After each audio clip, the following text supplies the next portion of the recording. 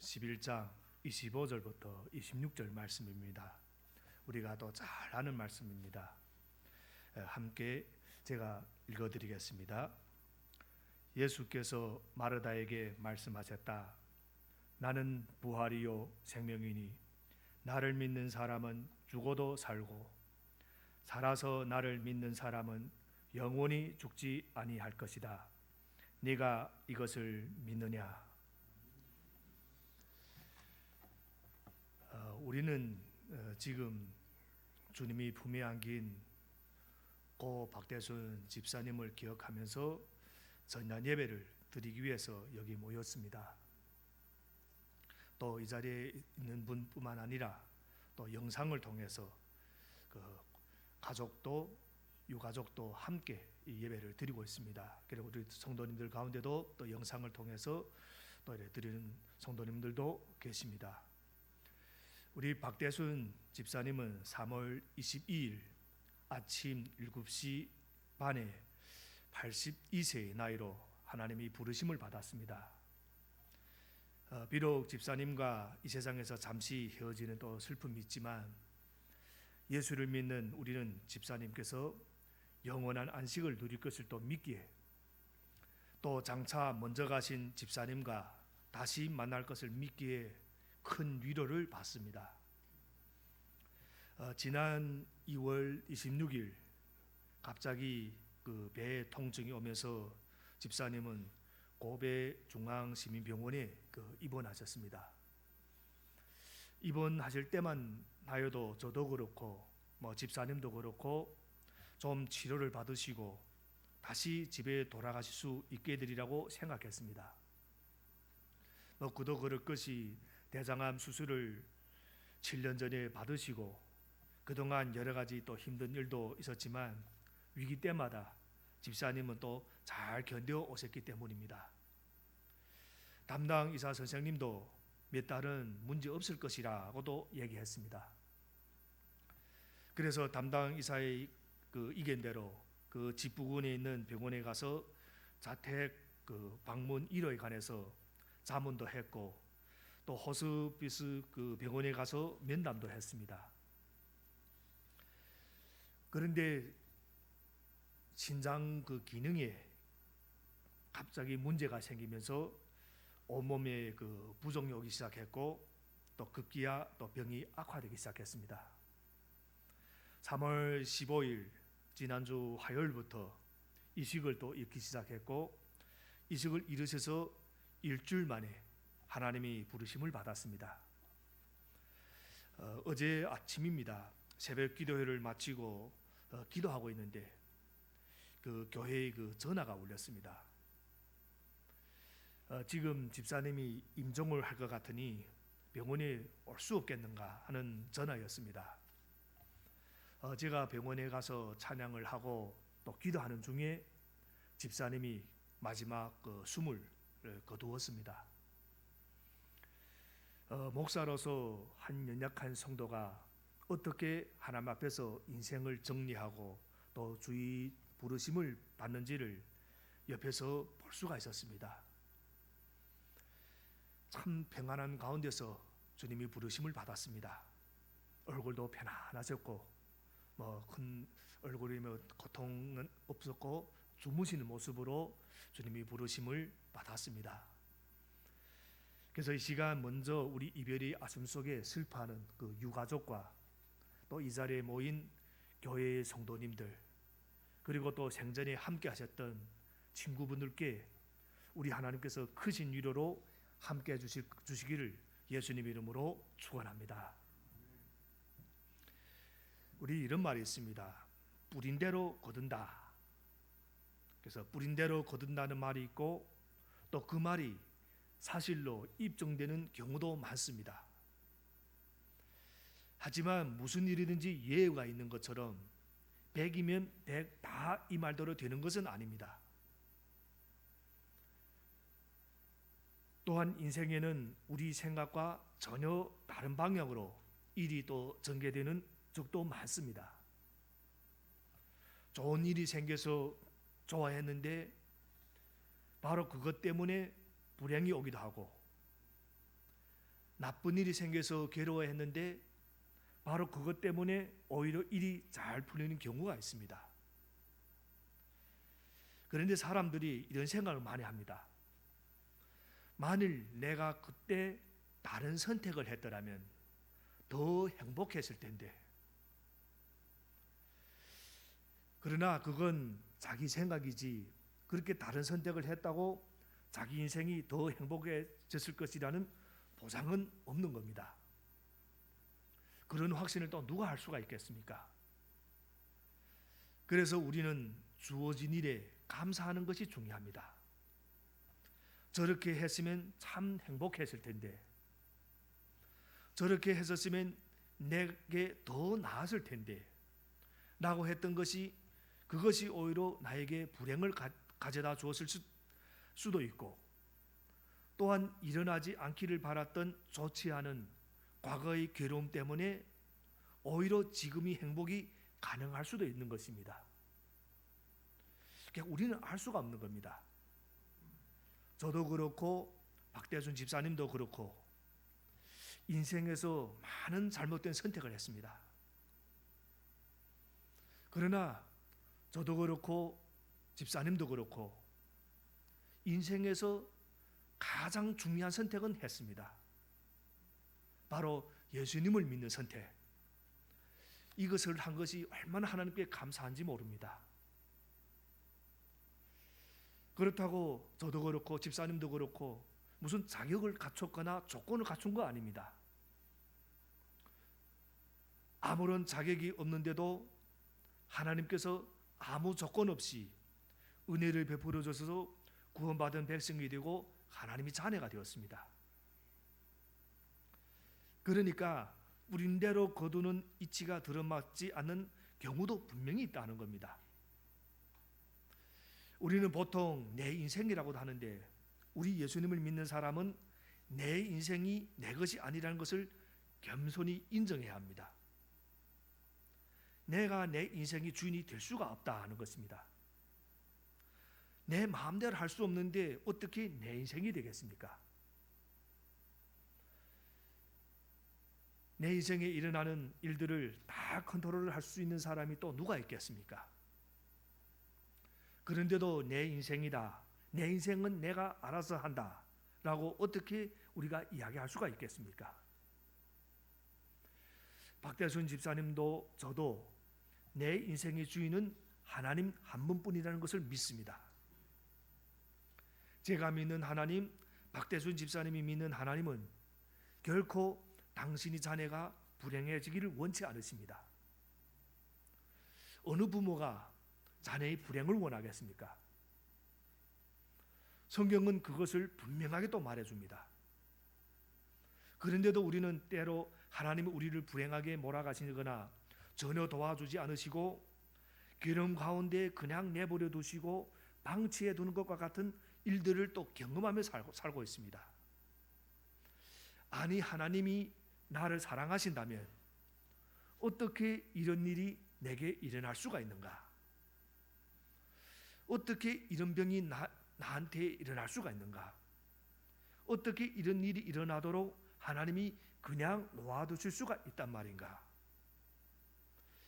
예수님을 믿으면서도 이렇게 연약하게 때로는 의심할 때가 있고 하나님을 원망할 때가 있습니다. 그러나 그럴 때 우리가 해야 할 질문이 하나 있습니다. 우리가 이 질문을 우리 믿는 사람이면 반드시 이 질문을 해봐야 됩니다. 어떤 일이 일어나서 그렇게 느껴질 때 과연 그럴까? 이걸 물어보는 겁니다. 과연 그럴까? 하나님이 과연 나를 돌보지 않고 사랑하지 않으신가? 과연 그럴까? 내가 이렇게 안 하고 저렇게 했으면 행복했을 텐데 라는 생각이 들었으면 이 질문을 꼭 해보는 겁니다. 그런데 과연 그럴까? 과연 지금 내 인생에 일어나는 어떤 불행한 일이 정말 불행일까? 과연 내 인생에 일어나는 행복이 정말 행복일까? 그래서 우리 믿는 사람은 행복과 불행의 정의를 주님 안에서 하나님 나라의 관점을 가지고 잘 정의를 내려야 됩니다. 그래야 인생에 어떤 일이 벌어지든지 하나님을 의심하거나 믿음을 떠나버리는 안타까운 결정을 하지 않을 수가 있게 된다는 겁니다. 우리 박대순 집사님은 마지막 순간까지 이 믿음을 떠나지 않았습니다. 여러분, 이제 제가 어느 때는 내일은 제가 성경을 가지고 오겠습니다. 집사님이 병원에 가서 보았던 성경이 있습니다. 그 성경을 보면 원래 이만 두꺼운 성경인데 이만 이렇게 불어놨습니다. 그 안에 무슨 걸 가득 적고 이래서 적은 자신이 구독하고 이런 적은 거를 가득 적은 성경입니다. 오랫동안 보셨던 성경입니다. 그 병원에서 제가 유물로 가져왔습니다. 그래서 오늘 본문이 포함된 요한복음 11장에 보면 인생에 불어닥친 비극이 폭풍 앞에서 주님의 사랑과 현실이 괴로움 사이 간격이 있어서 이것이 어떻게 되는지 괴로워하는 한 가정이 있었습니다. 바로 마르다와 마리아 가정입니다. 예수님은 죽을 병에 걸린 나사로뿐만 아니라 그의 누이들인 마르다와 마리아를 사랑하셨지만 그런데도 도움을 주러 즉시 가지 않으셨습니다. 그 사이 나사로는 죽었는데 과연 여기에 무슨 하나님의 선한 뜻이 있다는 말인가? 그래서 바로 이 비밀을 여는 열쇠가 이제 나사로 사건 안에 숨어 있습니다. 베다니에 도착하신 예수님을 기다린 것은 무덤에 있는 나사로의 시체였습니다. 더 절망적인 것은 이미 매장한 지 나흘째나 되었다는 것이었습니다. 만 3일이 지났습니다. 왜 예수님은 사흘이 지나고 나흘째 오신 것인가? 후대 랍비들이 기록을 보면 당시 유대인들은 사람이 죽으면 영원히 3일 동안 떠나지 않는다고 믿었습니다. 그리고 사흘 후 시신이 얼굴색이 변하고 썩기 시작하면 더 이상 살아날 희망이 없고 영원히 몸에서 떠났다고 믿었습니다. 그렇다면 예수님은 사람들이 하루, 이틀, 사흘까지는 그래도 혹시 하고 기대하며 희망을 갖고 있었던 이 사흘의 기간이 끝난 후 사람이 힘으로는 아무것도 할 수 없다고 생각되는 바로 그때 예수님이 찾아오셨다 하는 겁니다. 그러니까 예수님이 일부러 그렇게 오신 것입니다. 그때 장면을 요한복음 11장 19절에서는 이렇게 표현합니다. 많은 유대 사람이 그 오라버니 일로 마르다와 마리아를 위로하러 와 있었다. 그래서 조문객들을 보면 생전에 고인이 어떤 사람이었고 그 집안이 어떠한지를 알 수가 있습니다. 그래서 당시에는 조문객들이 찾아와서 며칠째 묵으면서 시끄럽게 떠들고 곡하면서 유족들이 위로하는 것이 풍습이었고 특히 전문으로 곡하는 사람들도 있었습니다. 우리 일본어는 이렇지 않고 아주 조용하게 들리지 않습니까? 우리 전문적으로 곡하는 사람이 있습니다. 우리 한국이나 조금 예수님 믿지 않는 가정이나 보면 곡하는 소리 높게 곡하는 걸 유대인들도 그랬다 하는 겁니다. 이때 오라비를 잃은 마르다와 마리아에게는 큰 위로가 필요했습니다. 그들은 분명히 하나님을 믿었지만 사랑하는 사람을 잃었을 때 위로를 받아야 하지 않겠습니까? 그래서 우리도 사랑하는 사람이 세상을 떠났을 때 믿는 사람이라도 당연히 슬퍼할 수가 있습니다. 아브라함도 믿음의 조상이지만 아내 사라가 죽었을 때 울었습니다. 그러니까 이 사랑하는 사람이 죽었을 때 우는 것은 믿음이 없다는 차원이 절대 아닙니다. 이들은 하나님을 믿었지만 위로가 필요했습니다. 그런데 무엇이 진정으로 이들의 슬픔을 위로해 줄 수 있었겠습니까? 여기 질문이 있는 겁니다. 죽음 앞에서 어떤 것이 참된 위로가 될 수가 있겠는가? 많이 밀려드는 조문객들을 맞이하던 집안주인 마르다에게 반가운 소식이 전해집니다. 예수님이 베다니에 도착하셨다는 소식입니다. 그런데 이때 마르다가 예수님께 뭐라고 하는가? 요한복음 11장 21절에 보면 마르다가 예수님께 이렇게 말합니다. 주님이 여기에 계셨더라면 내 오라버니가 죽지 아니하였을 것입니다. 주님이 여기 계셨더라면 내 오라버니가 죽지 아니하실 것입니다. 이것은 어떤 불평이나 원망이라기보다는 아주 짙은 아쉬움입니다. 예수님이 여기 계셨더라면 오라버니 병을 고칠 수 있었을 텐데, 이 하는 깊은 아쉬움을 표현한 겁니다. 마르다는 예수님이 자신과 남은 가족인 마리아를 참으로 위로해 줄 것이라고 생각했습니다. 이때 마르다에게 그 위로의 소망이 되는 것은 바로 죽은 나사로의 영혼을 하나님이 받아주시는 겁니다. 그렇게 기도해달라는 마음으로 이 말을 한 것입니다. 사실 그것처럼 또 유족에게 큰 위로가 되는 것이 없었을 겁니다. 그 영혼을 하나님이 받아주는 것 얼마나 큰 위로가 됩니까? 그러나 마르다는 거기밖에 못 본 겁니다. 영혼이 하나님께 가는 그 위로밖에 못 본 겁니다. 그러니까 나사로가 죽었으니까 그 영혼을 하나님이 잘 받아주시도록 간구해달라고 부탁을 한 겁니다. 그런데 우리 예수님은 정말 자신이 주고 싶은 것이 무엇인지를 오늘 말씀을 통해서 말씀하십니다. 지금 마르다가 원하는 건 영혼이 하나님 품에 안길 걸 원하는데 예수님은 그게 아니다. 내가 너희들에게 정말 주고 싶은 거 있다. 그 말씀을 오늘 말씀에 주는 겁니다. 25절부터 26절 말씀입니다. 예수께서 마르다에게 말씀하셨다. 나는 부활이요 생명이니 나를 믿는 사람은 죽어도 살고 살아서 나를 믿는 사람은 영원히 죽지 아니할 것이다. 네가 이것을 믿느냐? 예수님은 이전에 나는 선한 목자라고 하시고 나는 세상의 빛이라고도 하셨습니다. 여기서는 나는 부활이요 생명이다라고 말합니다. 바로 이 대답, 나는 부활이요 생명이다 라고 하시는 이 주님의 대답이 사실은 우리 인생의 모든 인생의 해결책이라는 겁니다. 그리고 마르다와 마리아에게 나사로에게 주어지는 가장 좋은 선택이라는 겁니다. 다시 말해 우리에게 닥치는 불행이 무엇이든지 간에, 어떤 불행이 오든지 간에, 어떤 안 좋은 일이 생기든 간에 그 속에서 참된 위로와 소망을 얻을 수 있는 길이 무엇인가? 바로 오직 예수님이 누구신지를 아는 것뿐이라는 겁니다.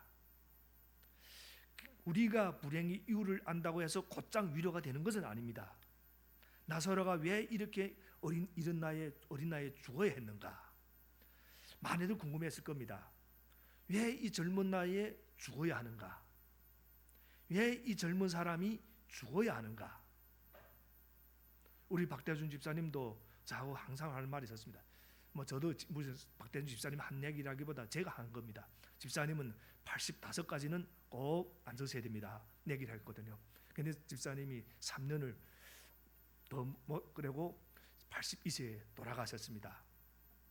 그래서 저도 유감이 있습니다. 집사님이 85세까지 그렇게 살려고 기도도 했고 또 집사님도 그렇게 자신은 85세까지 살겠다고 하셨고 그런데 3년을 못 채우고 돌아가셨습니다. 그러나 그것보다 더 중요한 것이 있습니다. 이건 우리 인간들의 유감입니다. 더 중요한 것은 그것을 알면서도 그냥 두신 그 예수님이 누구인가를 아는 것입니다. 그래서 지금까지 요한복음에서 살펴본 것처럼 예수님은 계속해서 단순히 기적만 일으키는 것이 아니라 그 기적을 통해 예수님이 누구이신지를 알게 하시고 또 예수님과의 관계를 세우도록 이끌어 가시는 겁니다. 예수님은 생명의 주님이시고 믿는 자를 죽음에서 생명으로 옮겨주시는 분이십니다. 예수님 안에서 죽음은 더 이상 우리로 하여금 영원히 절망에 빠지게 할 수가 없습니다. 그리고 육신의 죽음은 더 이상 끝이 아니라 또 다른 영원한 생명의 시작이라는 겁니다. 여러분, 여기서 예수님이 말씀하시는 겁니다. 죽어도 살겠고 이것을 내가 믿느냐? 정확히 물어보는 겁니다. 죽어도 살겠고 이것을 내가 믿느냐? 이 질문에 우리 박대순 집사님은 믿습니다 라고 대답하고, 비록 인간적인 생각으로는 3년을 못 채우셨지만 영원히 사는 것을 선택하시고 그것을 믿고 우리 하나님 부르심을 받았습니다. 여러분, 우리 박대수 집사님은 죽어도 살 겁니다. 예수 믿으면 우리가 한 번 죽어도 다시 살아나게 됩니다. 다시는 죽음이 두려움도 느끼지 않고, 그리고 이별이 두려움도 느끼지 않고, 사람들이 속마음을 몰라서 애쓰지도 않고, 병에 걸려서 아프지도 않고, 다쳐서 아프지도 않고, 돈 때문에 걱정하지도 않고, 그리고 서로 미워하지도 않고, 전쟁 때문에 슬퍼하지도 않고, 영원한 천국에서 우리가 살게 될 겁니다. 주님 안에 있으면 죽음은 마지막이 아니라 새로운 시작이 됩니다. 그래서 성경을 보면 주님 안에 있기만 하면 죽음도 복이 된다고 말씀하십니다. 요한계시록 14장 13절을 보면 이런 말씀이 있습니다. 요한계시록 14장 13절입니다. 제가 천천히 읽어드리겠습니다. 나는 또 하늘에서 들려오는 음성을 들었습니다. 기록하여라. 이제부터 주님 안에서 죽는 사람들은 복이 있다. 그러자 성령께서 말씀하셨다. 그렇다. 그들은 수고를 그치고 쉬게 될 것이다. 그들이 행한 일이 그들을 따라다니기 때문이다. 다시 한번 읽습니다. 주님 안에서 죽는 사람들은 복이 있다. 그리고 수고를 그치고 쉬게 될 것이다. 그러면 왜 주님 안에서 죽는 자는 복이 있습니까? 주님 안에 있기만 하면 한 번 죽어도 다시 살아나서 영원히 살게 될 것이기 때문입니다. 주님 안에 있으면 죽음도 복이고 고난도 복이고 모든 것이 다 복이 될 수가 있다는 겁니다. 왜냐하면 주님께서 우리 손을 놓지 않기 때문입니다. 주님 안에 있기만 하면, 예수님 안에 있기만 하면, 생명 되시고 부활을 되신 예수님을 모시고 있기만 하면 모든 것이 다 복이 될 수 있다고 말씀하시는 겁니다. 그래서 우리 박대순 집사님이 죽음도 복이 될 줄로 믿습니다. 누가 쓰러져 있는 사람에게 쓰러진 자리에서 다시 일어나도록 새로운 생명과 용기와 희망을 주겠습니까? 부활이요 생명이신 예수 그리스도뿐입니다. 말씀을 정리하겠습니다. 여러분, 누구든 사람은 죽습니다. 예외가 없습니다. 그러기에 안 죽으려고 애쓸 것이 아니라 잘 죽으려고 애써야 합니다. 다시 한번 말합니다. 안 죽으려고 애쓰는 것이 아니라 잘 죽으려고 애써야 됩니다. 집사님은 십자가에서 죽고 부활하신 예수님을 믿었기에 죄의 사슬로부터 풀려나 영원한 안식에 들어가셨습니다. 집사님은 지금 고통스러운 세상의 삶을 마감하고 하나님이 품에 안겨 영원한 안식을 누리고 계십니다. 이렇게 예수 믿는 사람의 죽음은 이 세상에서 모든 수고를 다 마치고 영원한 안식이 보장된 축복을 받는 사람들입니다. 이제 우리 박대순 집사님은 82년이라는 파란만장한 세월을 보내시고 안식에 들어가시는 그 축복을 받으실 것이라고 믿습니다. 기도하겠습니다. 나는 부활이요 생명이니 나를 믿는 사람은 죽어도 살고 살아서 나를 믿는 사람은 영원히 죽지 아니할 것이다 라고 하신 주님, 주님만이 우리 부활과 생명 되심을 믿고 찬양합니다. 외아들 예수 그리스도를 통해 구원의 사건을 이루신 하나님, 그동안 생명이 매 순간들을 사랑과 은혜로 보살펴 주심에 감사드립니다. 사랑하는 고 박대순 집사님의 장례식을 위해 이 자리에 모인 우리가 생명에 대한 섭리가 하나님에게 있음을 깨닫게 하여 주시고 슬픔이 위로가 되고 절망이 소망이 되는 그 시간이 되게 하여 주시옵소서. 성령님이 인도하심을 통해 이 자리가 끝을 의미하지 않고 영생이 새로운 시작이 되게 하여 주시옵소서. 예수 그리스도 이름으로 이 기도를 올려드립니다. 아멘.